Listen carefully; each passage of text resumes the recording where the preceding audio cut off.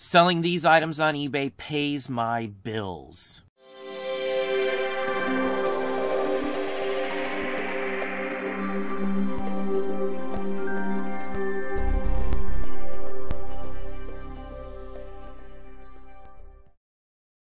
Hey, it's Don. Today we're going to look at some of the items that we sell on eBay that literally pay our monthly bills.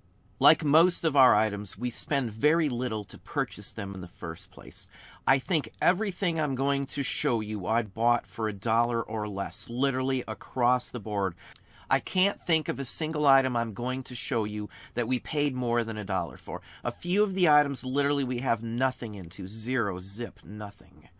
Now, this first item here is a cigarette card. This is a typical style. These do show up in trade card collectors, non-sports card collectors, as well as tobacco card collections. Many times, some of the collections we find will have things just like this mixed into newer lots because they showed up at a show or somewhere they purchased other items that they wanted.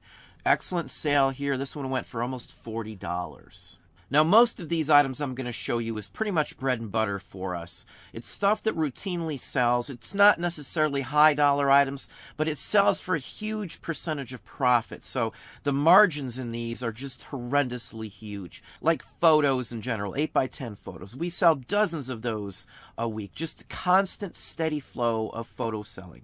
Most of these I've got about 50 cents or less into. This one sold for $35, plus they paid shipping. So the profit margins are huge on the items that we do sell. Now, I love vintage magazines. We do a lot of local stuff. This is from Ohio State University. This is like a mock New Yorker magazine. It's a parody. Rather interesting. These do show up. We've had many of these locally wise. You just have to know what you're looking at. It's kind of hard to even tell that this is from Ohio State without digging into it a little bit or knowing that the sundial is from Ohio State. This one sold for $30 plus shipping. Records, as I talk about all the time, this is from The Three Caballeros, which is a Disney film. That's why this one sold. This one went for $30. Sheet music. This is a freebie. I didn't pay a dime for this one. It did sell for $24.50. On average, we sell one or two every single day of the week in sheet music, just on the one account, just on eBay. It's a routine, regular seller across the board, and this area makes us a lot of money. Now, here we have some Victorian die cuts of butterflies, insects. I buy these in mass quantity. Many times I get them from some scrapbook people who source these things out. So they do still show up. These are originals from the 1880s or so. They did sell for full price, as you can see. Very happy with these. They're small. You can see a quarter in the image for a size comparison. Now, print ads are another thing we sell fairly often. This one sold for $15. If you followed me for any length of time, you know where that falls and what I do on my pricing. So this is for an Iverson Johnson pistol. They went for $4.50 when this was printed. Calendars I talk about all the time. I love calendars. This one went for $35. Obviously, they paid for shipping as well. This is an 1892 Hood Sarsaparilla advertising calendar. These would have been handed out or given out when you purchased things from a dry goods store or grocery store back in the 1890s. Excellent item. It's someone who has bought from me for probably 7 or 8 years bought this. Records, as I said, I do make a considerable amount of money. It's well worth the investment to purchase and buy records for us. It is one of our bread and butters, and we sell them all the time. And this is Pat Conway's band. He was a very well-known conductor back in the day. He played when Sousa was playing as well, too. This is Patrol of the Scouts. This is circa World War I or just a hair around that time frame. Excellent sale on this one as well. Now, labels in general I sell all the time, probably a couple a day on average across the board. This is another one of those money makers that routinely sells that I am able to pick up fairly cheap and in mass quantity. I have maybe a quarter into this at the best, and this one sold for $30 plus shipping. I can't knock the price on these sorts of things. Now, I also like tourist and travel things, and this is a perfect example. This is an advertising from Asheville, North Carolina. Now, there's a lot of collectibles from Asheville that sell for some big buku bucks. Some of them are the Asheville postcards from circa 1905 through 1910. I buy anything from that area as well. This is one of those 50-cent purchases. This did go for 20 plus shipping on this one here. Now, this is an NOS from 1983 puffy sticker lot of Mr. T. This is from the cartoon. Now, I did watch the A-Team when it was on. Everybody I knew would rush home to watch the show weekly when it played. This one sold for $10. I'm not upset with that at all. I have 50 cents into this one, as well as many others that we've already sold as well.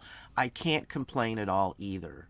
Now, comic books is another area I do mess with, and I can purchase those very cheaply, and I do make a decent percentage of profit on them. This one went for $13 plus shipping on it. Now, Dom, a.k.a. Primetime Treasure Hunter here on YouTube, is another one of those channels that talks about comic books. He's a friend of the channel as well. If you get a chance and you want to see some more interesting comic books, check out Primetime Treasure Hunter. Now, here's a Mitchell & Lewis advertising card. Now, this actually has a typo in the title, and someone still was able to find it at a decent price.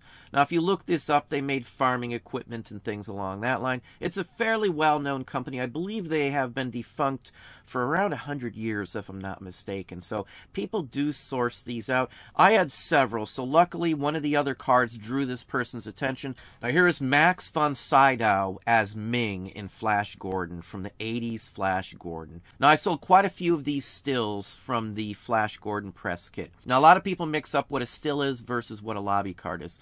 Now, this would have went in a press book. These are 8x10s. A lobby card are usually 11x14 and would have been in a packet of just lobby cards. In many cases, you can order a set of lobby cards through the press kit that this photo would have been in as well as a exhibitioner for the movie itself. This one sold for $24.50 plus shipping. Postcards we sell all the time. This one went for $20 plus shipping as well. Person who bought it was extremely happy. Again, they paid for postage. Now, here's an interesting advertising for Honey Boy Bread. This is a tiny little book that would have been available in bread back in the day. Interesting item. This one went for $20 plus shipping. Happy with that. I have about a nickel into this. Now, here's the Tiger Rag, $34.50. This is an early ragtime classic. It's been replayed by many people as well. Now, this is a Crescent Confectionery SC football card. This is a scarce variant of one of these cards. I'm not into this sort of thing. It's been up for a little while. I took a $50 offer on this. I bought this in a mass assortment of cards. I may have a nickel into this one as well. It's small. It's not the size of a standard card. Here's a Geneva luggage label for the Hotel Richmond. This one did sell for full price. As I said earlier, we sell labels all the time, a couple a day in most cases on average. Now, another area I don't talk much about, but we do still mess in, is plates and things along that line. I don't mess with much china, but I've always had very good luck with plates, especially Wedgwood in certain patterns and certain styles and manufacturers. Delft is another one that I still do mess with. These usually are fairly quick movers. This one was up for a little while, but not a big deal. I have 50 cents into this plate here. It's sold for full price. Now, here's a Billy Wynn. This is an Edison 78 standard 10-inch Blue-Eyed Sally. This is a jazz hit. Now, Edison wasn't fond on jazz, so there aren't many jazz performers on his labels, at least this version of them. So they usually go for a little more money than most. This one went for just over $40, plus, again, they paid shipping. Now, here's a die cut. Now, this die cut's been up for a little while. I just blew it out at $145. Happy with that. The person who bought this one bought a whole bunch of other things. I do sell these fairly often, these large size ones like this. This one's just under 12 inches long. It's a large size one, so $145, I'm very happy with that. Now, this one, again, I have literally nothing into. I purchased a whole bunch of these, I believe, for $5 a piece. The first one I sold paid for all of them. Now, we've been selling these and blowing these out left and right since that sale. So every one of these is pretty much pure profit other than the few cents it costs to list it and the final value fee. And the last item is a plate topper. Now, this one I purchased with another plate topper and a booklet for, I think, 15 or 20 bucks. I sold the other plate topper for around $250 if I remember right. This one went for $100. I'm fine. This one's pretty common. It has some damage, has some staining, some loss to the image. So on a scale of 1 to 10, it's probably mid-grade at best. So again, that's a decent price for something like this. These do sell very well. This is probably from the 40s or somewhere in that range. So these sorts of items are our bread and butter. These sorts of items pay our bills literally. Other items that we sell, like high dollar items or NOS or FBA or anything else that we mess with, just adds to our income. But these items here pay our bills and have for more than a decade. But anyway, that's what I have for you today. Well, there you are. Hopefully that gave you some ideas and some thoughts. If you enjoyed this video, please hit that like button down below. You can also hit the bell icon to be notified if I post new content or go live. Subscribe and tell all your friends.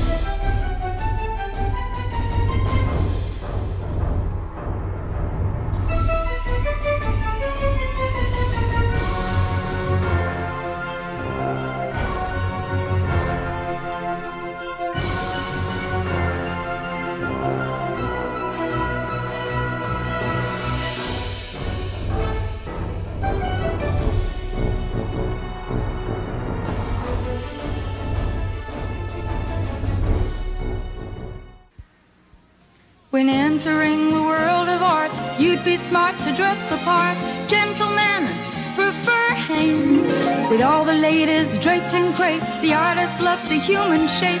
Gentlemen prefer Hanes. Hanes will make you smooth and silky, shapely, sexy.